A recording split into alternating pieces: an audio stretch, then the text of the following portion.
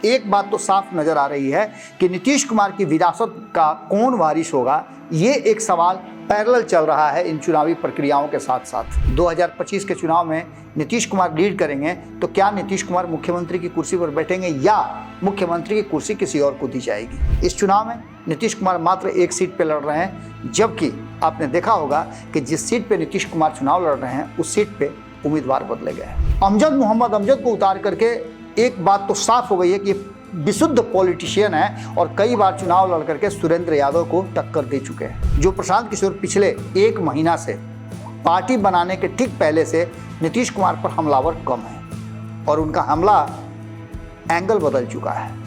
वो हमला या तो तेजस्वी यादव की तरफ है या फिर भारतीय जनता पार्टी की तरफ है। नोरमा ग्रुप, जो सोचता है वो करता है, आपके अपने सपनों का आशियाना। प्रशांत किशोर ने अपने दो कैंडिडेट दो विधानसभाओं में क्यों बदले, इसको लेकर के लगातार चर्चाएं चल रही हैं। जो सामने से नज़र आ रही हैं वो बातें तो हैं ही, लेकिन उसके पीछे में क्या बात है और इसके पीछे की स्ट्रेटजी क्या है, ये सभी बातें अब खुल करके सामने आई है। हम आपको बताने के लिए बैठे हैं। भीतर की बात में हम वही लेकर के आए हैं, लेकिन उससे पहले हम आपको दो लाइनें सुना दें जो आपको बहुत हद तक ये साफ कर देगी कि कहीं ना कहीं प्रशांत किशोर ने जिस स्ट्रेटजी के तहत ये सब कुछ किया है और इसके पीछे की कहानी क्या है, तो आपको और ज़्यादा सुविधा होगी समझने में कि ये बिहार की राजनीति और देश की राजनीति किस दिशा में जा रही है और बिहार कैसे एक बार फिर से देश की राजनीति को प्रभावित करने के मूड में है। मैंने लिखा था कि दूसरों की एब छोड़ अपनी पे विचार कर, दूसरों की एब छोड़ अपनी पे विचार कर, अपनी गलतियों को तू खुद स्वीकार कर, अपनी गलतियों को तू खुद स्वीकार कर। जमाना चुपचाप देख रहा है सब कुछ, जमाना चुपचाप देख रहा है सब कुछ, कभी देख तू अपनी गिरबान में झांक कर। सीधी सी बात है कि प्रशांत किशोर ने जो दावे किए थे, और प्रशांत किशोर जब नया खिलाड़ी कोई भी टीम में शामिल होता है तो आपने देखा होगा उसको बहुत सारी गलतियां उसकी माफ़ की जाती हैं। कभी कभी तो ऐसा होता है कि वो स्टार बन जाता है और कभी कभी एक गलती के बाद ऐसा सीख जाता है कि वो टीम का हार्ट, फेफड़ा, गुर्दा सब बन जाता है। प्रशांत किशोर ने एक बड़ा हिम्मत किया इस उपचुनाव में अपनी टीम को उतारने का। मात्र एक महीने पहले, एक महीने से भी कम समय, 15 दिन मात्र बनी जो उनकी पार्टी है उस पार्टी को उपचुनाव में झोंक दिया और इस उपचुनाव में झोंकने का वो फायदा और घाटा दोनों कैलकुलेट कर रहे होंगे। उनको इस बात का पता होगा, क्योंकि एक स्ट्रेटजिस्ट रूप में उन्होंने लंबे समय तक काम किया, पिछले 10 सालों से, तो निश्चित रूप से लोग उनको देख रहे हैं कि वो विभिन्न राजनीतिक दलों के लिए स्ट्रेटजी बना रहे हैं। लेकिन प्रशांत किशोर ने जिस तरह से अपनी स्ट्रेटजी के साथ अपनी टीम को उतारा, लॉन्च किया और चुनाव में पहली बार जनसुराज पार्टी को उन्होंने उपचुनाव में ही झोंकने का काम किया, ये हिम्मत का काम जरूर था, क्योंकि 243 सीटों पे उन्हें टक्कर देनी थी। लेकिन इसके पीछे भी कहानी है। प्रशांत किशोर इतना आसानी से हार मानने और बैकफुट पर जाने वालों में से नहीं है।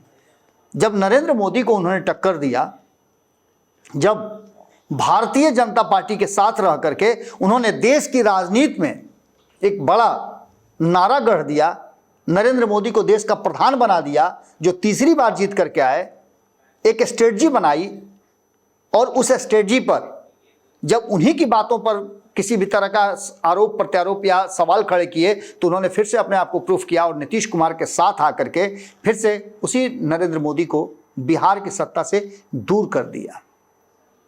प्रशांत किशोर जिद के भी हैं और ये नीतीश कुमार की राजनीतिक प्रकृति का हिस्सा है।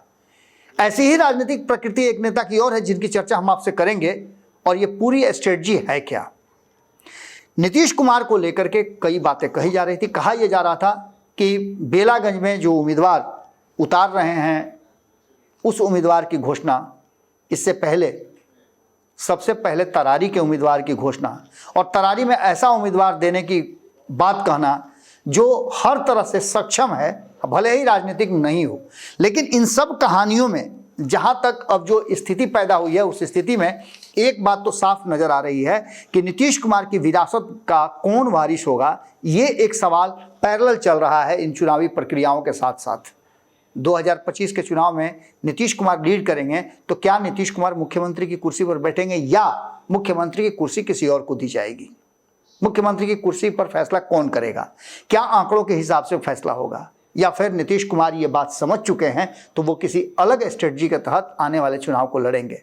इस चुनाव में नीतीश कुमार मात्र एक सीट पर लड़ रहे हैं, जबकि आपने देखा होगा कि जिस सीट पे नीतीश कुमार चुनाव लड़ रहे हैं उस सीट पे उम्मीदवार बदले गए हैं। पहले उस सीट पर खिलाफत हुसैन को उतारने की तैयारी चल रही थी, लेकिन बाद में अमजद को उतारा गया है। और ये अमजद कौन है आप अच्छी तरह से जानते हैं। ये जनता दल यूनाइटेड के ऐसे नेता है। खिलाफत हुसैन के बारे में कहा जा रहा था कि उनका राजनीतिक कद बहुत बड़ा नहीं है, लेकिन मोहम्मद अमजद को उतार करके एक बात तो साफ हो गई है कि ये विशुद्ध पॉलिटिशियन है और कई बार चुनाव लड़ करके सुरेंद्र यादव को टक्कर दे चुके हैं। सुरेंद्र यादव की जगह पर उनके पुत्र विश्वनाथ यादव हैं, जिनको उनके नाम से लोग नहीं जानते हैं, सुरेंद्र यादव के बेटा हैं इसलिए लोग जानते हैं, लेकिन मोहम्मद अमजद को वहाँ के लोग जानते हैं और दूसरी तरफ मनोरमा यादव को भी लोग जानते हैं। अब इस चीज को समझाएंगे, थोड़ा सा और वेट कीजिए, इससे इतर हम दूसरे सेगमेंट में जा रहे हैं। नीतीश कुमार और प्रशांत किशोर की किस तरह की नज़दीकियां रही हैं। आपको याद होगा कि 2015 के चुनाव में वहां से लेकर के 2017-18 तक दोनों में बहुत अच्छी दोस्ती रही है। 2019 तक ये कोशिश रही कि प्रशांत किशोर और नीतीश कुमार के रिश्ते अच्छे हों, लेकिन इस बीच में दोनों में तल्खियां बढ़ी, दोनों एक दूसरे से मिले और मुलाकात के बाद दोनों एक दूसरे से दूर हो गए। इस बीच में नीतीश कुमार के 19 साल के शासन को लेकर के प्रशांत किशोर खूब हमला कर रहे थे, जो प्रशांत किशोर पिछले 1 महीना से पार्टी बनाने के ठीक पहले से नीतीश कुमार पर हमलावर कम है और उनका हमला एंगल बदल चुका है। वो हमला या तो तेजस्वी यादव की तरफ है या फिर भारतीय जनता पार्टी की तरफ है। भारतीय जनता पार्टी को लेकर के कहा जा रहा था कि प्रशांत किशोर उनकी बी टीम है, लेकिन प्रशांत किशोर ने यह बता दिया कि वो बी टीम नहीं है, बल्कि उनकी स्ट्रेटजी कुछ और है। बार बार ये सवाल उठ रहे हैं कि उम्मीदवार क्यों बदले गए। उम्मीदवार बदलने के कारण निश्चित रूप से बताए जा रहे हैं कि खिलाफत हुसैन को इसलिए बदला गया कि उनकी उम्र बहुत ज़्यादा हो गई है। तो ये बात तो उस दिन भी पता था जिस दिन हंगामा हुआ था खिलाफत हुसैन की उम्मीदवारी को लेकर के, कुर्सियाँ चली थी, बहुत कुछ हुआ था, लेकिन ये सब कुछ हुआ ये स्ट्रेटजी का हिस्सा था। आखिर उसी मोहम्मद अमजद को उम्मीदवार बनाया गया जो कई बार चुनाव लड़ चुके हैं और चुनाव लड़ने का उनको अनुभव भी है। मोहम्मद अमजद ने वहां मंच पे बैठ करके ही खिलाफत हुसैन का समर्थन किया था और वही अब चुनावी मैदान में है, यानी कि मुस्लिम वोटरों को अपनी तरफ करने का ये पूरा प्लान है। और इस प्लान के तहत नीतीश कुमार ने अपने उम्मीदवार में कोई हील हुज्जत नहीं की। मनोरमा देवी को लेकर के बहुत सारी बातें कही जा रही थी, लेकिन उन्होंने उन्हें उम्मीदवारी दी, चुनाव लड़ाया और नामांकन भी आज हो रहा है। इन सभी बातों के साथ साथ अब आगे बढ़ते हैं, तरारी की बात करते हैं। तरारी में सुनील पांडे के पुत्र चुनाव लड़ रहे हैं और वहां से भी जो परिस्थितियां हैं, उम्मीदवार बदलने की जरूरत पड़ी है और इस बार महिला उम्मीदवार देकर के प्रशांत किशोर ने अपनी स्ट्रेटजी और आइडियोलॉजी को डिफेंड किया है। उन्होंने कहा है कि हम महिलाओं को 40 सीट देने की बात कर रहे थे, तो जिसकी शुरुआत हमसे एक मिस्टेक हुआ था जो हमने इस 4 सीटों के चयन में किया था। एक महिला उम्मीदवार देने का मतलब ये होगा कि हम उनको 10% के आसपास उम्मीदवारी दे रहे हैं। अब इसके मायने आप समझिएगा। इसके मायने ये हैं कि कहीं ना कहीं राजनीति में आप नेताओं को देखी होंगे कि वो अपनी गलतियां स्वीकार नहीं करते हैं, बल्कि एक गलती को छुपाने के लिए कई गलतियां करते हैं। लेकिन प्रशांत किशोर ने बड़ा बोल्डली इस बात को स्वीकार किया कि वो उम्मीदवार भी बदल रहे हैं और ये स्ट्रेटजी के तहत भी हो रहा है। इसके अलावे आप देखिए रामगढ़ की बात। रामगढ़ में भी वो कड़ी टक्कर देने के लिए बसपा से पहले से चुनाव लड़ते आ रहे उम्मीदवार को वहां जगह दिया है और समीकरण को भी देखा है। एक तरफ कई लोगों का नाम चल रहा था, कई लोगों को उसमें उम्मीदवारी दी जा सकती थी, लेकिन पूरी तरह से जनसुराज की टीम अब तो स्टार प्रचारकों की 20 लोगों की लिस्ट भी तैयार हो गई है। उस लिस्ट में प्रशांत किशोर भी हैं और प्रशांत किशोर का नाम सबसे नीचे में है। यानी कि प्रशांत किशोर ने अपने कार्यकर्ता और अपने पदाधिकारियों को प्राथमिकता दी है और इस आइडियोलॉजी के तहत, इस स्ट्रेटजी के तहत वो आगे चल रहे हैं। इन सारी बातों के साथ साथ अब जो वर्तमान परिस्थितियां बनी है उसमें आपने देखा होगा कि बिहार में दो धाराएं चलनी शुरू हो चुकी हैं। एक जो भारतीय जनता पार्टी चल रही है, भारतीय जनता पार्टी दो तरफा गेम खेल रही है। नीतीश कुमार को बीच में खड़ा करके, आपने देखा होगा ना कभी कि वॉलीबॉल का खेल होता है तो उसमें बॉल टारगेट होता है, कभी इस पाले से उस पाले में उसे फेंका जाता है, मारा जाता है। बिल्कुल उसी तरह से नीतीश कुमार बीच में खड़े हैं और भारतीय जनता पार्टी केंद्र और बिहार की राजनीति दो अलग धाराओं में चल रही है। केंद्र की तरफ से हिंदुत्व के एजेंडे को लेकर के 2025 के चुनाव की तैयारी चल रही है और इसी बिहार से क्यों, देश के अन्य हिस्सों से भी, उत्तर प्रदेश में ये किया जा सकता था लेकिन वहाँ चुनाव नहीं है। गिरिराज सिंह को यहाँ खड़ा कर दिया गया है और गिरिराज सिंह हिंदुत्व के एजेंडे को लेकर के 80% हिंदुओं के सेंटीमेंट को उभारने की कोशिश कर रहे हैं। नीतीश कुमार चुपचाप इस बात को देख रहे हैं, लेकिन वर्तमान जो परिस्थिति है उसमें नीतीश कुमार कई एंगल से घिरे हुए हैं। कहा यह जा रहा है कि उनके जो अधिकारी हैं उन लोगों पर, संजीव हंस पर ईडी का छापा पड़ना, रेड पड़ना, उनको अरेस्ट करना, उनको रिमांड पे लेकर के पूछताछ करना, ये सभी बातें कहीं ना कहीं प्रभावित कर रही हैं और इन सभी बातों का बिहार में आने वाले 2025 के चुनाव से लिंक जोड़ करके देखा जा रहा है। दूसरी तरफ तेजस्वी यादव खुल करके सामने नहीं आ सकते हैं क्योंकि उन पर भी कई तरह के मामले सामने हैं और अगर वो ज़्यादा खुल करके सामने आएंगे तो उन पर भी समस्याएं खड़ी हो सकती हैं। ये बातें अक्सर राष्ट्रीय जनता दल के लोग कहते हैं, लेकिन बयान तो जरूर दे रहे हैं। गिरिराज सिंह वाले मुद्दे पर उन्होंने बयान दिया। इसके साथ साथ राष्ट्रीय जनता दल और जनता दल यूनाइटेड के बीच में भी शीत युद्ध शुरू हो गया है।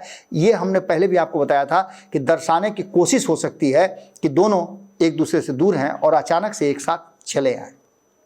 इन सब के साथ साथ हमने आपको बताया था कि एक और शख्स हैं जो नीतीश कुमार के स्ट्रेटजी का या उस एंगल का हिस्सा हो सकते हैं। प्रशांत किशोर जिस एंगल से काम कर रहे हैं, प्रशांत किशोर जिस तरीके से काम कर रहे हैं, वो साफ लग रहा है कि प्रशांत किशोर आने वाले 2025 के चुनाव में अगर ज़रूरत महसूस हुई तो नीतीश कुमार के लिए एसेट के रूप में भी काम कर सकते हैं।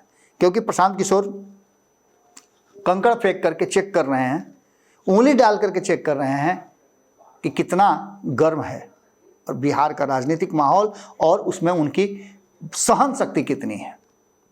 ऐसी स्थिति में प्रशांत किशोर आने वाले 2025 के चुनाव में एक बड़े एसेट हो सकते हैं और बड़ा परिवर्तन ला सकते हैं, क्योंकि इस चुनाव में उनको भी अनुभव हो जाएगा और बाकी के दल भी जो चुनाव मैदान में हैं उनको भी हो जाएगा। 4 सीटों में से 3 सीट इंडिया गठबंधन की जीती हुई है, जिसमें 1 सीट एनडीए गठबंधन की है, जिस पर जीतन राम मांझी की बहू चुनाव लड़ रही है। वहाँ से जीतन राम मांझी 2020 में जीते थे। अब इसमें से 4 में से एक भी सीट इधर उधर होती है तो उसके फायदे और घाटे भी आप समझ सकते हैं कि जिस पक्ष के पास जाएगा या जिस दल के पास जाएगा वो वाहवाही लूटेगा और उसके ग्राफ में परिवर्तन होगा। ये सभी परिस्थितियां इस बात की तरफ इशारा कर रही हैं कि प्रशांत किशोर कहीं ऐसा तो नहीं कि जो उम्मीदवार बदलने की प्रक्रिया के तहत गुजरे उसके पीछे उनकी स्ट्रेटजी हो या फिर उनके किसी करीबी की स्ट्रेटजी हो। कहा तो ये भी जा रहा है कि इस पूरी स्ट्रेटजी के पीछे एक बड़ी रणनीति है जो 2025 के चुनाव में देखने को मिल सकती है। भारतीय जनता पार्टी को कहीं ना कहीं भ्रमित करके और एक नए गठबंधन और नए गठजोड़ के साथ चुनाव लड़ा जाए। इस बीच में आपको पता है कि आरसीपी सिंह अपनी पार्टी बनाने जा रहे हैं। 31 तारीख को उनकी पार्टी लॉन्च हो जाएगी। इस बात की जानकारी पिछले 3 दिनों से थी लेकिन कंफर्म नहीं था।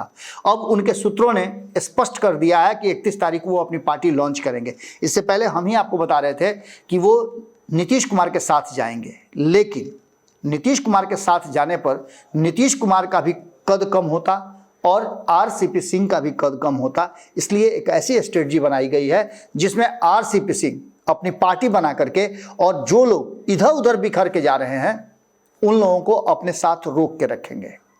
उन लोगों को उनके मन मुताबिक पद मिलेगा और मन मुताबिक काम करने का, अपनी आइडियोलॉजी के हिसाब से काम करने का मौका मिलेगा। इसमें बहुत सारे लोग इधर उधर हो चुके हैं। अगर प्रशांत किशोर का एंगल कमजोर पड़ता है तो आरसीपी सिंह का एंगल मजबूत हो, इसको लेकर के स्ट्रेटजी बनाई जा रही है। अब इस स्ट्रेटजी में आप समझ सकते हैं कि ये सब कुछ कहां से संचालित हो रहा है। निश्चित रूप से 2024 के लिए यदि भारतीय जनता पार्टी हिंदुत्व के एजेंडे को लाना चाहती है तो नीतीश कुमार अपने पुराने साथियों को जोड़ करके एक नई स्ट्रेटजी क्यों नहीं बना सकते हैं। नीतीश कुमार राजनीतिक रूप से इतने परिपक्व हैं कि वो अग्रसोची हैं और आगे की बातें सोच लेते हैं, उससे पहले वो फैसला भी ले लेते हैं। इस बार का फैसला थोड़ा कठिन इसलिए है कि नीतीश कुमार को ऐसा लगने लगा है कि भारतीय जनता पार्टी उन्हें दिक्कत में भी डाल सकती है, उनके लोगों को दिक्कत में डाल सकती है। इसलिए खेमा बन करके एक तरफ भारतीय जनता पार्टी का सपोर्ट तो दूसरी तरफ भारतीय जनता पार्टी के विरोध में खड़े लोग भी अपनी अपनी रणनीति बना रहे हैं। ये दोनों ही रणनीति पैरेलल चल रही है। इस 4 सीटों के उपचुनाव के बाद हमने आपको बताया था जब 23 तारीख को परिणाम आ जाएंगे तो इसी महीने मतलब उप मुख्य चुनाव से 12 महीने पहले पूरा का पूरा खेल सेट कर दिया जाएगा। महाराष्ट्र में जो चल रहा है वो भी हमने आपको बताया। हम महाराष्ट्र से जुड़ा हुआ एक अलग तरह का जो इंटरनल स्टोरी है वो आपके सामने रखेंगे। झारखंड और महाराष्ट्र में किस तरह की स्थितियां पैदा की जा रही हैं और क्या भारतीय जनता पार्टी वहां सोच रही है। ये पूरी की पूरी कहानी इस बात पर निर्भर कर रही है कि असली में क्या है प्रशांत किशोर की स्ट्रेटजी और इस स्ट्रेटजी के चलते कैंडिडेट बदलने की प्रक्रिया किस कारण से हुई। कहीं इसके पीछे प्रशांत किशोर उस आने वाली स्ट्रेटजी का हिस्सा तो नहीं है जो नीतीश कुमार सोच समझ और बना रहे हैं। नीतीश कुमार अपने पुराने लोगों को एक्सेप्ट करने के लिए जाने जाते हैं।